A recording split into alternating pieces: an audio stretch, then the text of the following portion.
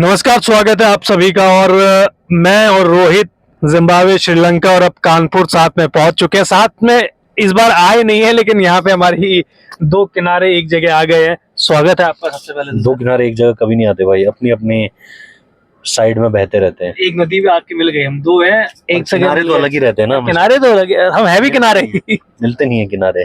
हम भी नहीं मिलते तो नहीं मिलते, मैं तो मिलता हूँ भाई। तो भाई कानपुर टेस्ट के लिए आ चुके हैं। और कानपुर टेस्ट जैसे ही खत्म होगा, इसके कुछ दिन बाद T20 सीरीज शुरू हो जाएगी। 3 T20 मैचों के लिए टीम कब आएगी, सवाल बहुत सारे हैं। अब नॉलेज है, खबर आ रही है इनके पास कि कब टीम का अनाउंसमेंट हो सकता है, तो कब आ रही है?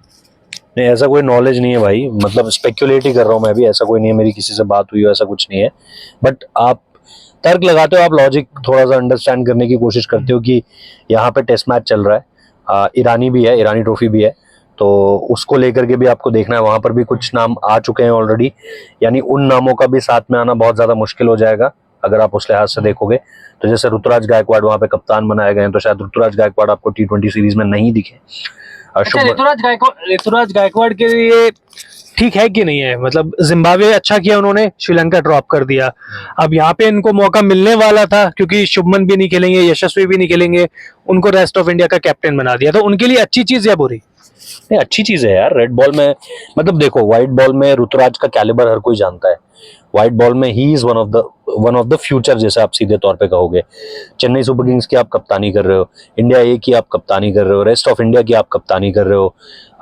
सॉरी, इंडिया ए बोला मैंने, ये एशियन गेम्स में आपने इंडिया की कप्तानी करी थी। तो अगर आप ओवरऑल देखोगे तो ऋतुराज गायकवाड़ को एक लीडर के तौर पर जरूर देखा जा रहा है हर तरफ से।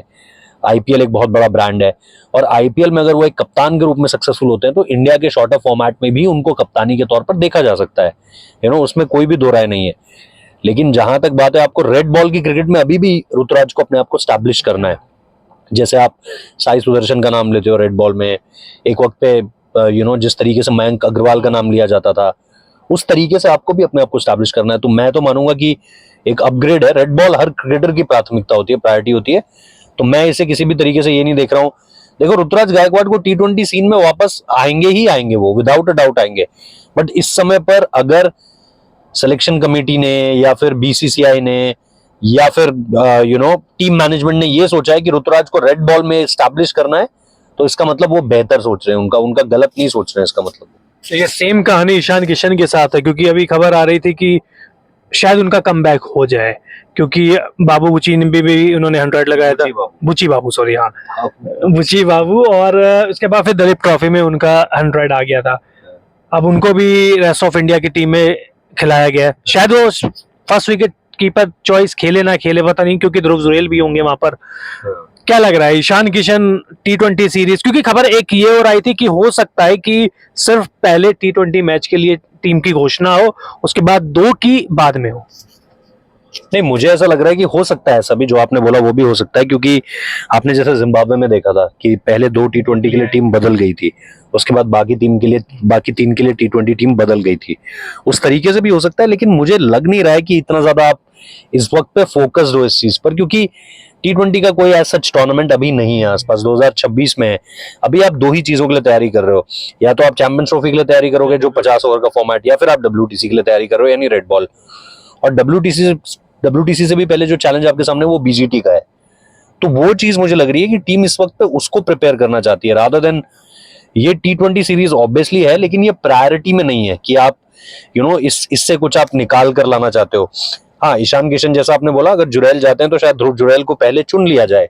उसकी एक बड़ी वजह यह, क्योंकि इंडिया में भी उन्होंने रिसेंटली अच्छा किया है, डोमेस्टिक में उन्होंने अच्छा किया है, IPL उनका अच्छा किया, हर लिहाज से उन्होंने अच्छा किया है। तो वो हो सकता है। ईशान किशन को मेरे हिसाब से अभी और थोड़ा सा ग्राइंड करना है, जैसे श्रेयस अय्यर कर रहे हैं। श्रेयस अय्यर भी आप देखो मुंबई की टीम में, तो वहां पर ईरानी के लिए उन्हें मुंबई की टीम में चुना गया है। कप्तानी रहा नहीं करेंगे, लेकिन श्रेयस अय्यर हैं, तो वहां मिडिल ऑर्डर में उनका बहुत इंपॉर्टेंट रोल हो जाएगा। वो होंगे, सरफराज खान होंगे, खुद अजिंक्य रहाणे होंगे। तो इस लिहाज से आप देखो कि इस वक्त पर फोकस क्या है। संजू सैमसन में क्या सॉरी, अब देखो, जिम्बाब्वे उनका ठीक ठीक गया था, श्रीलंका उन्होंने वेस्ट कर दिया अपना। शायद फर्स्ट विकेट कीपर चॉइस यहाँ पे यही होंगे, क्योंकि रेस्ट ऑफ इंडिया में शामिल नहीं किया है उनको। संजू का किस तरीके से देखते हैं? मुझे ऐसा लग रहा है कि अब आर या पार की लड़ाई चल रही है उनके साथ। नहीं, संजू का मुझे लग रहा है कि संजू तो आपको दिखेंगे ही दिखेंगे, क्योंकि ऑब्वियसली जिम्बाब्वे में जैसे ही वो आए ध्रुव जुरैल अपने आप ही सेकेंडरी हो गए थे। 50 भी मारा था उन्होंने, याद होगा आपको। आप और उसके अलावा अगर आप देखोगे तो अभी भी उन्होंने 100 स्कोर किया है, दिलीप ट्रॉफी में भी उन्होंने 100 मारा है। तो वहां पर संजू सैमसन आएंगे, ऊपर जरूर आएंगे, लेकिन पैकिंग ऑर्डर में मेरे हिसाब से, क्योंकि अब ऋषभ पंत आ चुके हैं, जब आप पूरी स्ट्रेंथ टीम देखते हो, फुल स्ट्रेंथ टीम देखते हो, तो पैकिंग ऑर्डर में अब ऋषभ पंत आ गए हैं अगर आप व्हाइट बॉल फॉर्मेट देखोगे, और फिर सेकंड में आप संजू सैमसन का नाम ले सकते हो जो T20 वर्ल्ड कप में हुआ था। फिर ध्रुव जुरैल भी खड़े हैं, ठीक है, और फिर ईशान किशन की भी वापसी होगी। तो अगले IPL के बाद तो चीजें बहुत ज्यादा कॉम्पिटिटिव हो जाएंगी। लेकिन अगर आप इस तरफ दूसरी तरफ देखो तो मुझे रेड बॉल क्रिकेट में तो खैर बात ही नहीं करनी है, क्योंकि संजू ऑब्वियसली दिलीप ट्रॉफी में 100 मार चुके थे, लेकिन वो केरला की स्टेट साइड के लिए भी रेड बॉल क्रिकेट नहीं खेलते हैं, तो वो चीज है। तो मुझे लग रहा है कि संजू सैमसन यहां पर, क्योंकि आपके पास जो सेकेंडरी विकेट के, अब ऋषभ को लेकर ये है कि ऋषभ जब से वापस आए हैं तब से वो कुछ मिस नहीं करना चाहते, प्रैक्टिस सेशंस तक वो मिस नहीं करना चाहते हैं। तो अब लेकिन हालांकि टीम को ये भी देखना है कि भाई वर्कलोड मैनेजमेंट देखना है हमें आपका, तो उस लिहाज से मुझे लगता है कि शायद वो ना खेलें और संजू को मौका मिले और संजू फर्स्ट विकेट कीपर के तौर पर आ जाए। बट उसके अलावा अभी आप संजू को सेकेंडरी ही देखोगे white ball cricket. Tilak Varma की हो रही है वापसी? तिलक की हो जाएगी वापसी, क्योंकि तिलक वर्मा को इंजरी हो गई थी, इस वजह से वो जिम्बाब्वे नहीं हुए थे। और नीतीश कुमार रेड्डी की भी जिम्बाब्वे में इंजरी थी, लेकिन मेरे ख्याल से नीतीश चुने गए हैं अगर मैं गलत नहीं हूं तो कई नाम ऐसे हैं जिनको आपको अभी रेड बॉल क्रिकेट में खुद को साबित करते हुए देखना है।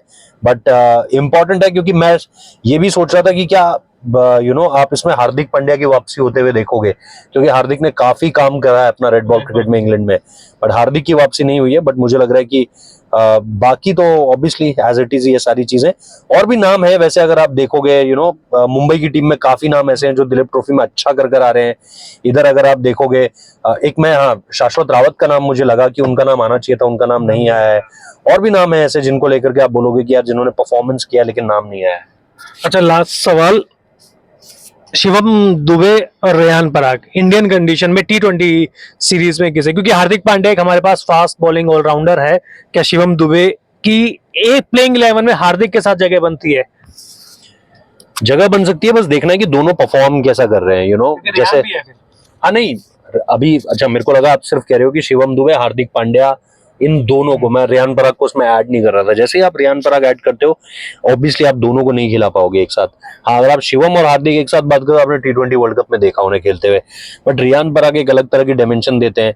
और बोलिंग अभी भी मैं देख रहा था NCA में है वो, जितनी अपनी फिटनेस पर फोकस्ड है वो सारी चीजें आपको पता चल रही है, उनकी बैटिंग पर चीजें आपको पता चल रही हैं। सीरीज उनकी ठीक गई थी श्रीलंका वाली, डेब्यूज लगातार उन्हें मिल रहे हैं। तो उस लिहाज से मेरे को लग रहा है कि वो ग्रो करेंगे एज अ बॉलिंग ऑलराउंडर आपका, और इंडिया काफी समय से ऐसा बैटर ढूंढ भी रहा है जो उस तरह की गेंदबाजी कर सके। और हार्दिक और शिवम में तो अभी तो हार्दिक ही आ गए हैं। तो अगर आपको रेयान चाहिए ही चाहिए, जो कि आपने श्रीलंका में अपनी प्रायोरिटी लिस्ट में उन्हें रखा, तो फिर हार्दिक आएंगे आपके साथ। फिर शिवम, हार्दिक और रेयान पराग एक साथ खेलते हुए आपको नहीं दिखेंगे अनटिल एंड अनलेस तीनों विद द बैट फोड़ रहे हो कि भाई हम तो इन्हें एज अ बैटर भी खिला लेंगे, जैसे जड्डू। वही मैं कह रहा हूँ, जैसे जड्डू की स्थिति हो चुकी है आज की डेट में। आप ये कहोगे कि यार जडेजा अगर बॉल से अच्छा भी नहीं कर रहा है तो भी उसकी बैटिंग पिछले कुछ सालों से 40 से ऊपर का एवरेज है। तो वैसे मैं कह रहा हूं कि अगर आपको शिवम दुबे, रेयान पराग और हार्दिक पांड्या तीनों बैट से बम्बार्डमेंट करते हुए दिखे तो आपको ये लगेगा कि यार तीनों ऐसा बैटर भी खेल सकते हैं। बट जैसा आपने खुद ही कहा कि अभी आपकी प्रायोरिटी पे शायद रेयान पराग और हार्दिक पांड्या है, शिवम दुबे उसके बाद है। तो चलिए, अब आप बता दीजिए कि ऋतुराज गायकवाड़ नहीं है, होना चाहिए था कि नहीं होना चाहिए था, और शिवम दुबे के बारे में आप क्या कहेंगे? फटाफट वीडियो को लाइक, चैनल को सब्सक्राइब, और रोहित जुगलान का चैनल है उसको भी आप लाइक, शेयर, सब्सक्राइब कर लीजिए। बहुत बहुत शुक्रिया।